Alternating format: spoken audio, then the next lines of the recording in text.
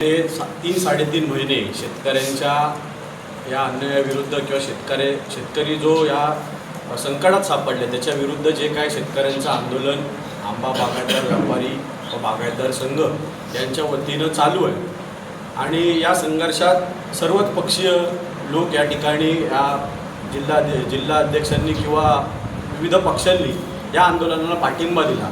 खरं तर कालची जी पत्रकार परिषद झाली त्यात सन्माननीय माजी आमदार अजित गोपटे यांनी जी भाषा वापरली ती खरं तर शेतकऱ्यांना कुठेतरी डिवचण्याचा प्रयत्न अजित गोपटे साहेबांनी केला असं या ठिकाणी आम्हाला नमूद करावंसं वाटतं। खरं तर अजित गोपट्यांच्या तोंडून ही भाषा शोभत नाही त्यांना। ते माजी आमदार आहेत, शिवाय प्युअर भाजपचे भारतीय जनता पार्टीचे कार्यकर्ते आहेत, RSSचे कार्यकर्ते आहेत। कुठेतरी RSSची विचारधारा त्यांच्यापासून लांब झाली आहे की काय असा प्रश्न या ठिकाणी उपस्थित होतो। सर्वप्रथम अजित गोपटे साहेबांनी आंदोलनाच्या पहिल्या दिवसापासून आंदोलनाच्या पहिल्या मेळाव्यापासून या शेतकऱ्यांच्या आंदोलनाला विरोध केला। खरं तर त्यांनी आम्हाला असं सांगितलं होतं की तुम्ही पालकमंत्र्यांना विश्वासात घेऊन हे आंदोलन करा, तुम्हाला कुठेही यातनं पालकमंत्र्यांना बरोबर घेतलात नाही तर तुमच्या आंदोलनाला यश येणार नाही। माझं म्हणणं आहे की हे जर आंदोलन राजकीय होतं तर जो रस्ता मोर्चा झाला त्या मोर्चात पालकमंत्र्यांनी येऊन आश्वासन दिलं आणि जर तो विरोधी पक्षाचा मोर्चा होता, जर उरलेल्या सुरलेल्या काँग्रेसच्या उभाटा शिवसेनेच्या लोकांचं आंदोलन होतं तर त्या ठिकाणी पालकमंत्री त्या ठिकाणी उपस्थित का राहिले? पालकमंत्री उपस्थित राहिले, त्यांनी सांगितलं की शेतकऱ्याला मी रस्त्यावर उतरायला देणार नाही, रस्त्यावर मी शेतकऱ्यांच्या बाजूने ठामपणे शेतकऱ्यांना जो मोबदला पाहिजे तो मिळवून देण्यासाठी मी कटिबद्ध आहे। तरी ही 220 रुपयाची नुकसान भरपाई शेतकऱ्यांना प्रति कलम दिली ती त्यांना मान्य आहे का? भारतीय जनता पार्टीला मान्य आहे का? ती मान्य असेल तर त्यांनी तसा प्रकारचा शेतकऱ्यांचा एखादा मेळावा घ्यावा। शेतकरी तुमच्या पाठीशी किती आहे ते आता आम्हाला बघायचं आहे। तुम्ही शेतकऱ्यांना वारंवार तुम्ही भारतीय जनता पार्टीच्या माध्यमातून खिजवण्याचा प्रयत्न करताय। हा प्रयत्न तुम्हाला कुठेतरी नियती तुम्हाला प्रत्येक ठिकाणी याचं उत्तर नियती देईल, शेतकऱ्यांना द्यायची गरज नाही। खरं तर सन्माननीय माजी आमदार स्वर्गीय आप्पासाहेब गोपटे हे आंबा बागायतदारांच्या पाठीशी ठामपणे उभे होते। आपल्या सगळ्या पत्रकार बंधूंना देखील माहिती आहे आंबा उत्पादकांसाठी आप्पा गोपटेंनी केवढा मोठा लढा त्या ठिकाणी केलेला आहे। वारंवार त्यांनी आंबा उत्पादक शेतकऱ्यांच्या पाठीशी ते उभे राहिलेले आहेत आणि त्याच आप्पा गोपटेंचे वंशज म्हणून तुम्ही या ठिकाणी पुन्हा एकदा आमदार झालात, त्यांच्या जीवावर आमदार झालात, त्यांनी जे काम केलं त्याच्या जीवावर आमदार झालात आणि त्यांचे विचार तुम्ही बाजूला ठेवून त्यांचे विचार दावणीला बांधून तुम्ही फक्त आणि फक्त राजकीय भाषा जर करत असाल तर ती योग्य नाही। त्याचा जाहीर निषेध या ठिकाणी आमच्या या आंबा बागायतदार संघटनेच्या वतीनं करतो। खरं तर एखादं आंदोलन म्हटल्यानंतर त्याला राजकीय पाठिंबा हा मिळतोच। याचं एक उत्तम उदाहरण सांगतो। महाविकास आघाडीची सत्ता असताना एसटीचं जे आंदोलन चालू होतं त्यात गोपीचंद पडळकर कोण होते? तुमचेच होते ना। सदावर्ते कोण आहे? कोणाच्या आडून काम करतो हे जग जाहीर आहे। त्याच्यामुळे कुठलंही आंदोलन करताना राजकीय किंवा विरोधी पक्षाचा पाठिंबा त्या आंदोलनाला असतो आणि तो पाठिंबा मागण्यासाठीच आम्ही त्यांच्याकडे गेलो होतो आणि त्यांनी तो पाठिंबा दिल्याबद्दल त्या सर्व राजकीय पक्षांचा आम्ही त्यांना धन्यवाद देतो। खरं तर हा पाठिंबा मागण्यासाठी सन्माननीय राजू शेट्टींच्या नेतृत्वाखाली आम्ही भारतीय जनता पार्टीचे प्रदेशाध्यक्ष रवी चव्हाण यांचीही भेट मागितली होती, परंतु त्यांनी ती वेळ दिली नाही। ते सुद्धा आमच्या आंदोलनात सहभागी झाले असते। ते कोकणात नेतृत्व करतात, कोकणातले आहेत। त्यांनी जर या आंदोलनात सहभाग घेतला असता तेही आम्हाला आवडलं असतं। आज तुम्ही शक्तीपीठ महामार्गाचं आंदोलन बघा ना, त्या आंदोलनात सर्व पक्षीय लोक सामील झालेत।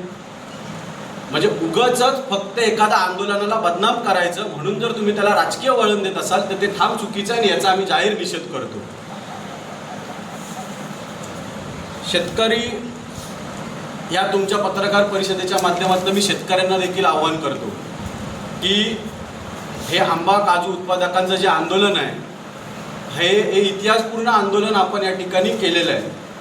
आपण बघितलं असाल की काही लोकांनी टीका केली। कालच्या पत्रकार परिषदेत त्यांनी एक शंका उपस्थित केली की आंदोलनाला वाढता पाठिंबा होता पण तो पाठिंबा अचानक कमी होत चालला।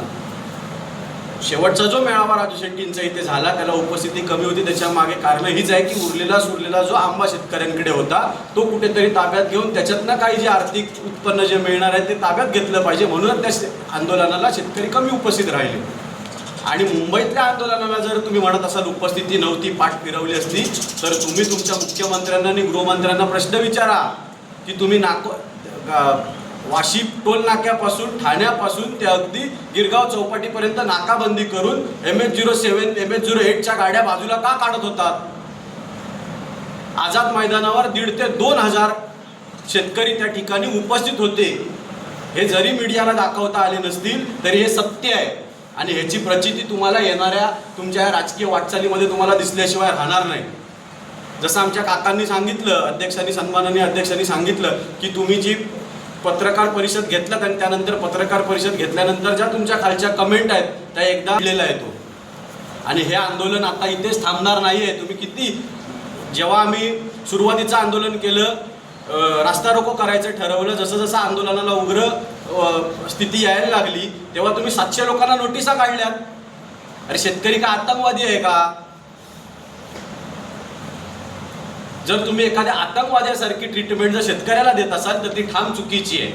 खरं तर पहिल्या आमच्या मेळाव्यात सगळ्याच राजकीय नेत्यांना आम्ही उपस्थित केलं होतं.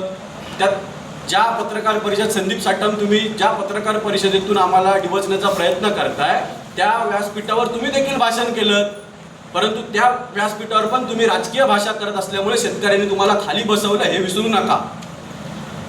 सन्माननीय सुधीर जोशी RSSचं काम करतात, भारतीय जनता पार्टीचे जुने निष्ठावंत कार्यकर्ते आहेत, ते देखील त्या व्यासपीठावर होते. तुम्ही उगाचच या आंदोलनाला राजकीय वळण देण्याचा प्रयत्न करू नका, ही नम्र विनंती आहे तुम्हाला. आणि जर तुम्ही धमकीची भाषा करत असाल तर अजित गोपटे साहेब, तुम्ही वार, तारीख आणि वेळ तुम्ही डिक्लेअर करा आणि किती पुतळे जाळायचे ते सांगा.